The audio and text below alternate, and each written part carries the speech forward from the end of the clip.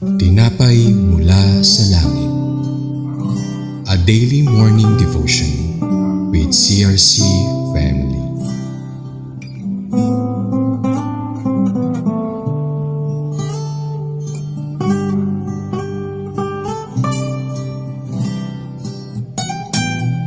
Good morning po sa ating lahat. Ako po si Sister Florabel Bathan ng CRC Balayan Daughter Church. Samahan niyo po ako sa ating programang Tinapay Mula sa Langit, a daily morning devotion with CRC. Ang ating pagbubulayan ngayong umaga ay makita sa Judges 21:7-9. Pero bago ang lahat, tayo muna ay yumuko at manalangin. Panginoon naming Diyos, maraming salamat po sa panibagong umaga, sa buhay at lakas, maging sa privilege na ipinagkaloob ninyo sa akin at makabahagi ako ng iyong salita. Samahan mo po kami sa oras na ito habang binubulay namin ang iyong salita. Punuin mo po ako ng iyong kapangyarihan, ng iyong espiritu at ng iyong anointing upang maipahayag ko ng malinaw at may katapatan ng iyong mensahe. Naway tumimo ang iyong salita sa aming mga puso at maging kalakasan ng aming pananampalataya at magbago ng aming buhay ayon sa iyong kalooban. Ang aking dalangin sa pangalan ni Jesus. Amen. Ang teksto po ay makita sa Judges 21:7-9 hango sa NLT na may pamagat na The Search for the Missing Tribe. Akin pong babasahin mula po dito sa verse 7. How can we find wives for the few who remain, since we have sworn by the Lord not to give them our daughters in marriage? Sa verse 8, so they asked, who among the tribes of Israel did not join us at Mizpah when we assembled in the presence of the Lord? And they discovered that no one from Jabesh Gilead had attended the assembly. Sa verse 9, for after they counted all the people, no one from Jabesh Gilead was present. So upang mas maunawaan po natin ang teksto, silipin muna natin ang maikling konteksto dito. Pagkatapos ng digmaan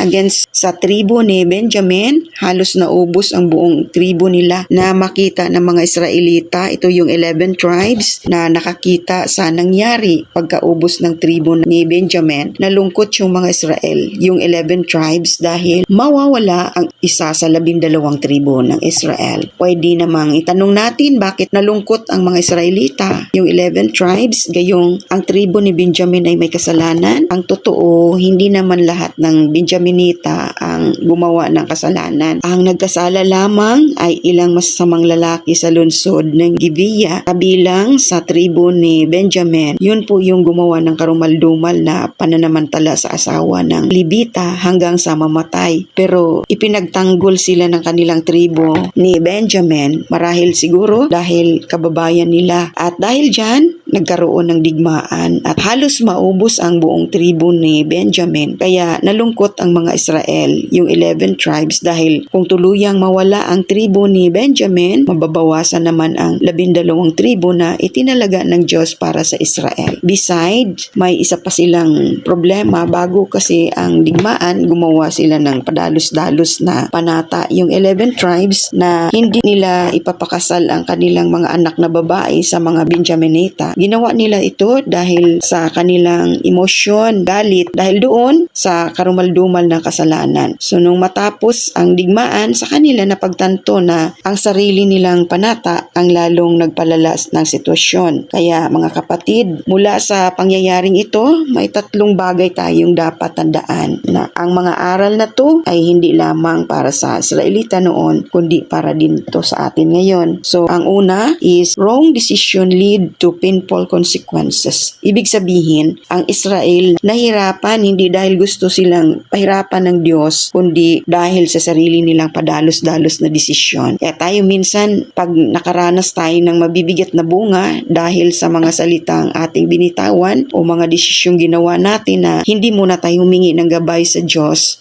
Kaya mahalagang tandaan na manalangin muna at mag-isip muna tayo bago tayo gumawa ng mga desisyon. Dahil ang taong padalos-dalos ay nagkakamali, ibig sabihin ang pagmamadali ng walang karunungan at gabay ng Diyos ay nagdudulot po talaga ng pagkakamali. Minsan pa nga masakit na resulta. So second dito is the sins of a few can affect many people. Ang kasalanan ng ilan ay nakakaapekto sa marami. Dahil sa nangyayari, hindi lang ang mga Benjaminita ang nagdusa, naging problema pa ito ng buong bansang Israel. Kaya ang kasalanan kasi ng ilang lalaki sa lungsod ng Gibeah at ang pagdepensa ng tribo ni Benjamin sa kanila ay umantong sa digmaan. At dahil dyan, maraming namatay at halos maubos ang buong tribo ni Benjamin. At besides, naging problema pa nga ng buong Israel. Kaya nanganib ngayon na mawala ang isa sa 12 tribo. Kaya minsan sa panahon ngayon, ang ating mga maling nagawa, kahit maliit na bagay man yan, kapag mali ay may epekto po yan. So minsan sa ating pamilya, minsan sa ating simbahan, minsan sa mga taong nakapaligid sa atin. Kaya mga minamahal ko kay Kristo, mahalagang piliin po nating mamuhay ng tama at sumunod sa Diyos. Dahil ang anumang itinanim ng tao ay siyang aanihin niya. Ibig sabihin, ang bawat desisyon at ginagawa natin ay may katapat na bunga. Kung mabuti ang ating itinanim, mabuti naman ang ating aanihin. Pero kung mali, may kaakibat itong masamang resulta. Kaya minamahal ko kay Kristo, mahalaga pong ating tandaan, mamuhay tayo na may pagsunod sa Diyos at mag-isip muna tayo bago gumawa ng desisyon. Patatlo, every person is valuable to God. Mahalaga sa Diyos ang bawat isa. Dito kasi hindi hinayaan ng Israel na tuluyang mawala ang tribo ni Benjamin. Ibig sabihin ito na mahalaga ang bawat tribo at bawat tao. Kasi bagaman nagkamali sila, yung 11 tribes ng Israel gumawa pa rin ng paraan para hindi tuluyang mawala ang kanilang kapatid na tribo, yung Benjamin. Kaya ganun sa paningin ng Diyos, walang taong walang halaga. Sabi nga sa Luke 15:4, iniwan ng mabuting pastol